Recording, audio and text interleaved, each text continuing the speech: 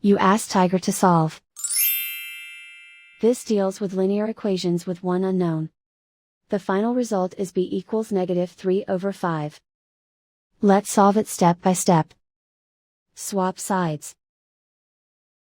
Group all constants on the right side of the equation. Subtract 33/5 from both sides. Group like terms. Combine the fractions.